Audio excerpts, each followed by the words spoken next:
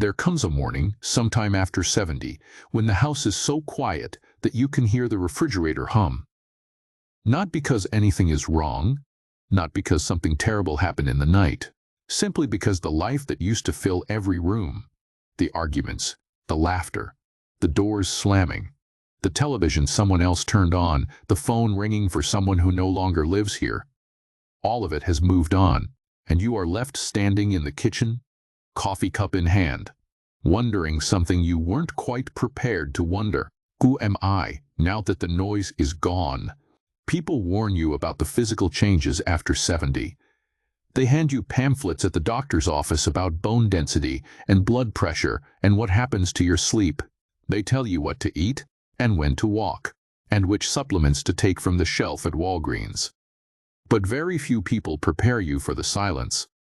And almost nobody tells you what the silence actually does to a person, what it asks of you, what it quietly, honestly, sometimes uncomfortably reveals about who you really are underneath all those decades of busyness and noise and obligation. Because here's what I've come to believe after living through those quiet mornings myself. Friends, silence after 70 is not simply the absence of sound. It is a mirror. And not everyone who looks into that mirror is ready for what they find. I want to talk about that today. Not to frighten you, not to make these years feel heavier than they already can, but because understanding what the silence is showing you, really seeing it clearly, honestly, without flinching, may be the most important thing you do in this chapter of your life. There are things the silence reveals that the busy years never once gave you time to see, and once you see them, something remarkable becomes possible. You can finally meet yourself, perhaps, in some ways, for the very first time. The first thing silence reveals is what your days were actually built on. For most people in their 50s and 60s, life runs on obligation. You don't wake up wondering who you are. You wake up knowing what comes next. The grandchildren are visiting Sunday. The car needs the oil changed. There's a phone call to return and a prescription to pick up and a neighbor who needs a hand with something. There is always a next thing. And that next thing, whether you noticed it or not, was quietly telling you who you were. You were the person who handled it. You were the person the next thing was waiting for. But somewhere past 70, the next things start arriving less frequently. The grandchildren's visits get shorter. The appointments feel less urgent. The calendar opens up in ways that nobody warned you about. And you find yourself with something that sounds like a gift but can feel unexpectedly strange. Unscheduled hours, big open stretches of time with no instructions attached to them. I went through this myself. I remember a particular Tuesday in November, years ago now, when I had nothing scheduled from morning to evening, not a single obligation. I sat at my kitchen table and waited for something to happen. Waited for the phone to ring or someone to need something or some direction to arrive from somewhere. And when nothing came, I felt an emotion I wasn't ready to feel. I felt invisible, not to others, to myself. Because I had spent so many decades being defined by what I was doing, that I had never stopped long enough to discover who I was when I wasn't doing anything at all. And if you're listening right now, and you recognize that feeling, that quiet, unsettling sensation of reaching for your identity and finding your hands a little empty, please hear me on this. That feeling is not failure. It is an invitation. One of the most important invitations your life will ever give you. The question is simply whether you answer it, or whether you turn the television on and let it pass without a second thought. The second thing the silence reveals is the true health of every relationship you believed you had. There's a man I want to tell you about. His name was Raymond. Retired postal worker out of Akron, Ohio, 32 years on the same route. The kind of man who always had something going: union meetings, neighborhood cookouts, his son's baseball games, his wife's book club friends who filled the kitchen every other Friday.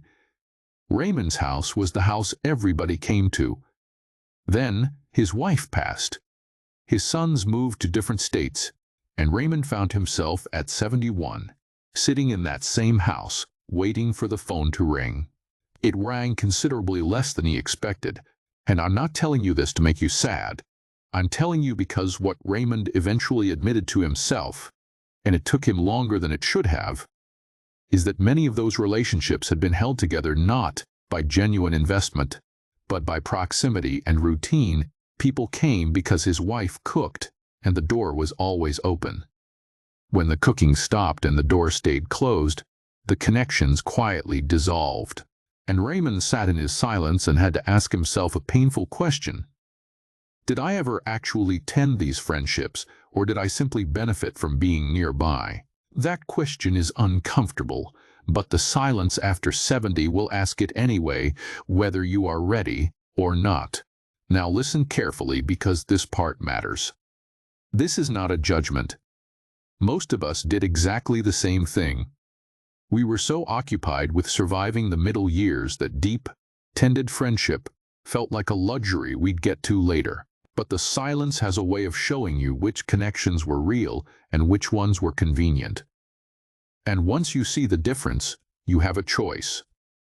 You can grieve the convenient ones and begin deliberately investing in what is real, or you can mistake the quiet for abandonment and slowly harden against a world you feel has forgotten you. Raymond eventually got himself out of that house, started volunteering 2 mornings a week at the Salvation Army downtown. Not because he needed the activity, but because the silence had shown him something honest. He had been a collector of company, not a cultivator of connection. He told me once, near the end of his life, that those last years, quieter, smaller, more intentional, were the most truthful years he'd ever lived. He died at 82 with fewer friends than he'd had at 55. But they were real ones. The third thing silence reveals, and this one lands differently depending on the kind of person you are, is your relationship with your own mind. Busy people almost never discover what their inner life actually looks like in stillness. You spend decades filling every quiet moment with something. A radio, a chore, a conversation. Something always humming in the background. The mind never gets to simply be itself. But after 70, when the calendar empties and the noise recedes, the mind shows up in a way that can feel genuinely startling. Every thought you've been too busy to think is suddenly there. Every regret you outran. Every fear you drowned in productivity. Every feeling you postponed until later. And later, never quite arrived. Some people discover that their mind in stillness is wonderful company, curious, observant, full of interests they never had time to pursue. Others discover something harder. They discover that the reason they stayed so relentlessly busy for so many decades was, at least in part, to avoid spending unguarded time alone with themselves. The silence doesn't judge this. It simply reflects back whatever is actually there. I noticed that first winter I truly slowed down. How quickly I reached for something to fill the quiet. A newspaper I'd already read. A phone call I didn't particularly need to make. The Weather Channel on mute. And a few weeks of watching myself do this, I had to admit something that took some courage to admit. Part of me was afraid of my own silence. Part of me didn't trust what would surface if I simply stayed still long enough to let it arrive. Learning to remain in the quiet without filling it. Not meditating, nothing formal, simply staying, may be the most undervalued thing a person can practice after 70, because the thoughts that rise in the stillness are often the most honest thoughts you've had in years. They've been waiting quietly behind every distraction you ever invented. The fourth thing the silence reveals is how much of your identity was, without your realizing it, borrowed.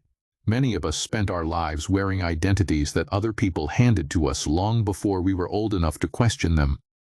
The responsible one, the provider, the strong one, the fixer, the one who never asks for help and never waits. These roles were assigned early by family, by circumstance, by the relentless demands of building a life from the ground up. And we wore them so long and so consistently that we eventually mistook the costume for the person underneath. It's Then the roles fade. The children don't need a provider the way they once did. The career is over. There is no one left to be strong for at 6 in the morning. And the silence sits across from you with a question that can feel almost impolite in its honesty. Without the costume, who is here? Some people panic at this question and begin assembling new costumes as quickly as possible. They become the grandparent who overschedules visits, the neighbor who manages everyone else's affairs, the retiree who turns every hobby into a second career with goals and metrics and progress to report. None of this is wrong. But sometimes the new busyness is simply the old avoidance wearing different clothes. And sometimes, if you slow down long enough and let the silence do its careful, unhurried work, you find something underneath all those borrowed identities that surprises you, something that was yours all along, a particular way of noticing the world, a quiet ease with certain kinds of beauty, a perspective that doesn't belong to any role you ever played, a voice that sounds more like you than anything you were performing for the decades when performance was required. Finding that is not a small thing. It is, in fact, one of the quiet graces that only these years make possible. But you have to be willing to stay in the silence long enough to receive it. The fifth thing the silence reveals is the unfinished weight of everything you never said. By the time you are past 70, there are things you wish you had told people that you didn't. Conversations you intended to have that kept getting postponed. Apologies that stayed inside because the moment passed. Expressions of love that got deferred because there always seemed to be more time. And then one morning there wasn't. The silence of these years has a way of surfacing all of it. Not cruelly, but completely. I'll be doing something entirely ordinary. Walking to the mailbox, waiting for the kettle, watching the evening light move across the wall.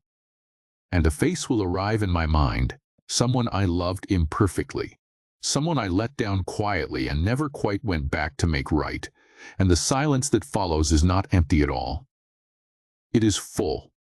It is asking something of me even now. One of the hidden gifts of these quieter years is that they give you time to do internally what you never finished doing externally when you had the chance. You can sit in the quiet and speak honestly to people who are no longer reachable. You can untangle things you compressed and carried for years without examining them. You can forgive yourself, which is often the last forgiveness to arrive and the hardest one to accept. But you have to let the silence take you there. You have to stop filling every moment to avoid the weight of the unfinished. Because the unfinished things do not disappear when you stay busy. They simply wait. And they are far more patient than you might hope. The sixth thing the silence reveals, and in many ways this is the deepest of all, is whether you have learned to be the source of your own peace. There is a way of aging that is entirely dependent on the world for its sense of well-being. If the family calls, the day is good. If nobody calls, the day feels empty. If the weather turns and the body aches and the news is grim, there is despair with nothing underneath it to hold against the weight. This way of aging is exhausting because the world at 75 is less reliably attentive than it was at 45. The people who love you are living their own full lives.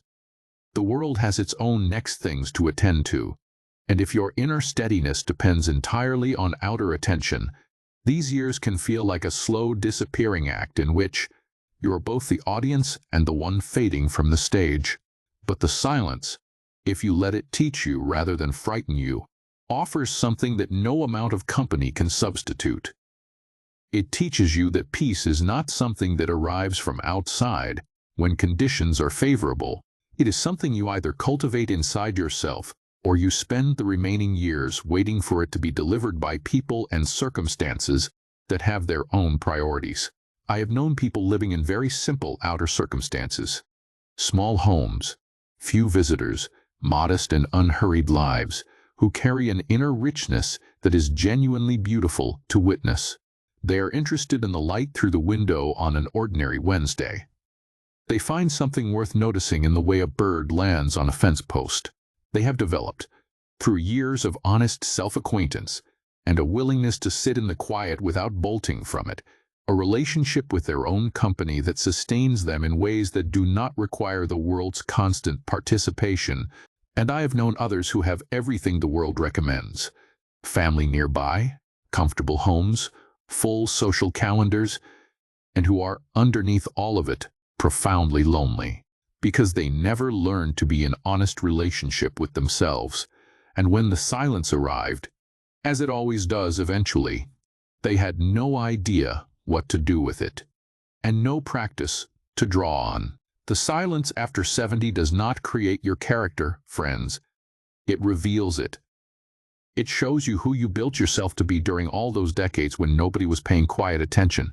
And what it shows, if you face it with some courage and some gentleness, can be the beginning of the most honest chapter your life has ever offered. The people I have watched age with genuine peace, not cheerful denial, not stoic endurance, but real, grounded, inhabited peace. They share something in common. They stopped arguing with the silence and began listening to it. They let it show them what was true. What remained after everything borrowed was returned. What had always been there underneath the noise of a life that needed so much from them for so long. A particular quality of afternoon light through a kitchen window can be enough. A letter written to someone you haven't spoken to in years, mailed or not mailed, can move something that has been stuck for a decade. A single honest conversation with yourself, in the quiet of a morning when the house hums and nobody needs anything from you yet, can be the beginning of something you did not expect to find at this point in your life. So if you are past 70 and the quiet has arrived and the world has moved on in the particular way that worlds do, I want you to hear this before we part today. The silence is not the end of something. It is a clearing. And in a clearing, after so many decades of dense and necessary forest, you can finally see the sky above you. The question the silence is asking is not a cruel one. It is, honestly, the kindest question life has ever had the patience to ask you. Who are you? Really, not the role, not the obligation, not the identity worn so long and so faithfully that it left an impression in the shape of you. Just you. The person who was always there, waiting for a moment quiet enough to be heard. Sit still long enough. Let the silence do its honest, unhurried work. I believe what you find may be better than you feared, and more interesting than you ever gave yourself time to discover. Take care of yourself out there. My friends, you have earned every bit of this quiet. Now let it show you who you are.